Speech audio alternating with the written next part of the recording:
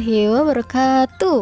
Perkenalkan, nama saya Yunita dari Universitas Islam Bunga Bangsa Cirebon.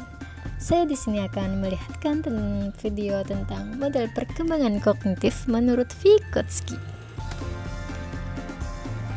Profil Vygotsky. Nama lengkap beliau Lev Semyonovich Vygotsky. Ia lahir di kota Taris, Rusia, tepatnya pada 17 November 1896. Ia tertarik pada psikologi saat berusia 28 tahun. Vygotsky dalam menyalurkan pemikiran-pemikirannya di dunia psikologi kerap menghadapi rintangan oleh pemerintah Rusia saat itu. Perkembangan pemikirannya meluas setelah ia wafat pada tahun 1934 dikarenakan beliau TBC. Vygotsky merupakan satu di antara tokoh konstruksi. Sumbangan penting teori Vygotsky adalah penekanan pada hakikatnya pembelajaran sosikultural. Selanjutnya, teori perkembangan kognitif Vygotsky. Teori di mana anak ketika belajar mendapatkan pengaruh besar dari orang tua dan orang-orang sekitarnya. Karena anak-anak jika diajari oleh orang tua dan orang-orang yang sudah terlatih, maka anak akan lebih memahami dan mengerti apa yang akan ia lakukan dan pelajari.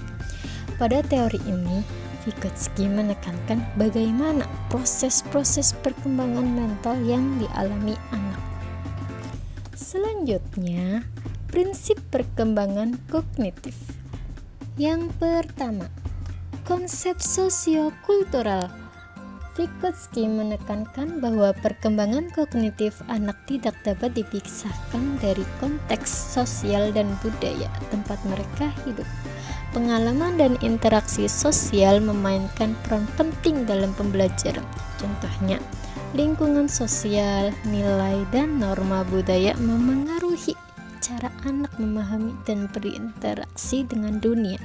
Oleh karena itu, pendidikan harus mempertimbangkan konteks budaya anak agar lebih relevan dan efektif.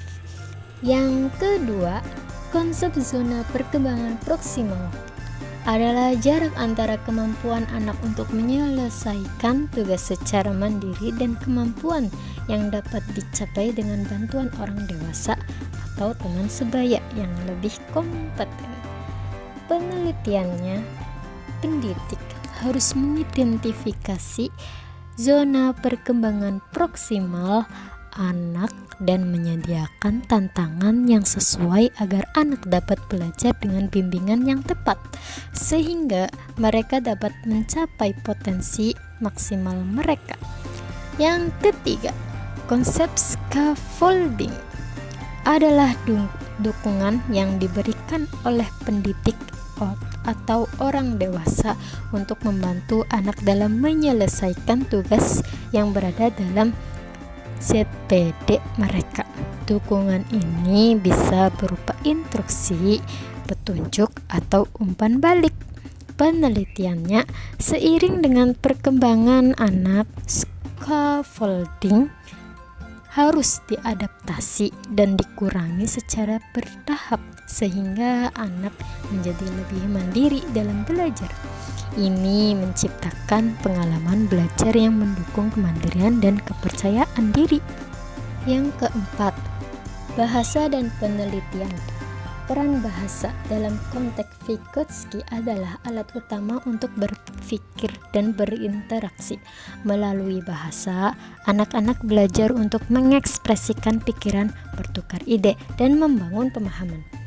Dan penelitian dalam bidang ini seringkali fokus pada bagaimana interaksi verbal, diskusi, dan penggunaan bahasa dapat mempengaruhi perkembangan kognitif.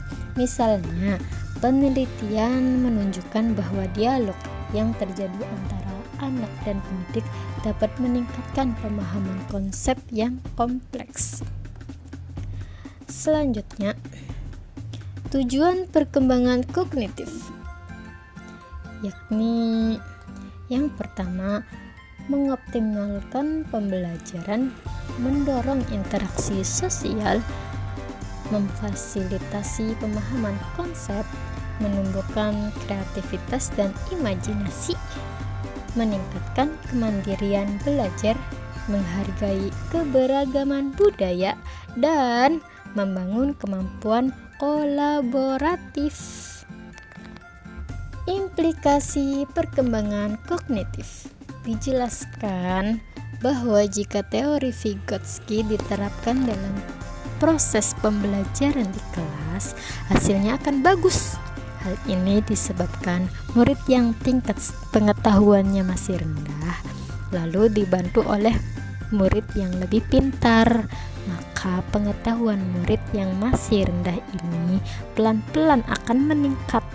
Dengan adanya bantuan dari teman sebayanya, murid akan lebih nyaman dan mudah untuk bertanya jika ada sesuatu yang tidak dimengertinya dalam belajar.